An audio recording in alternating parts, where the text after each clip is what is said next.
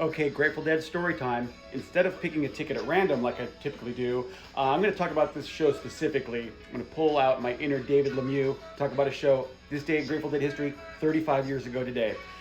Show means a lot to me for a couple of reasons. One, very good show, and I'm going to get into the show itself soon. But I have Buddy Bill. He and I have been friends since high school. We're still good friends. When we graduated high school, he went down to San Diego. I went down up to San Francisco.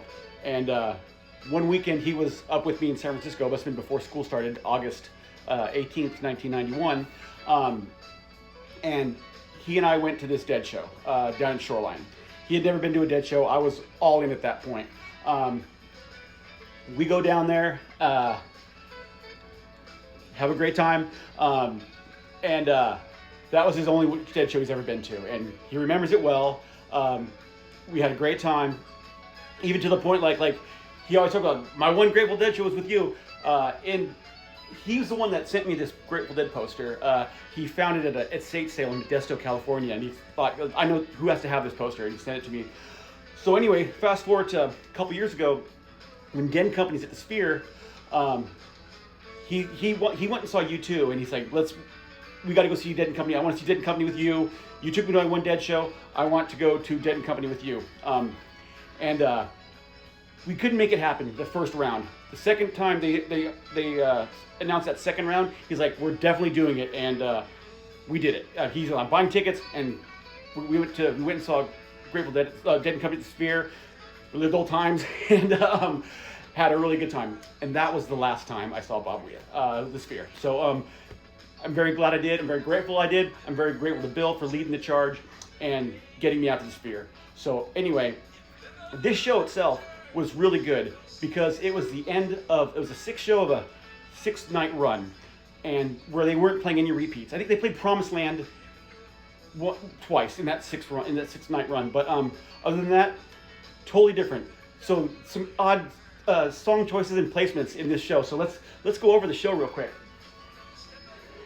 Got the good book here. So this show opens with Hell in a Bucket, Jackarow, CC Rider, into Takes a Lot to Laugh, Takes a Train to Cry.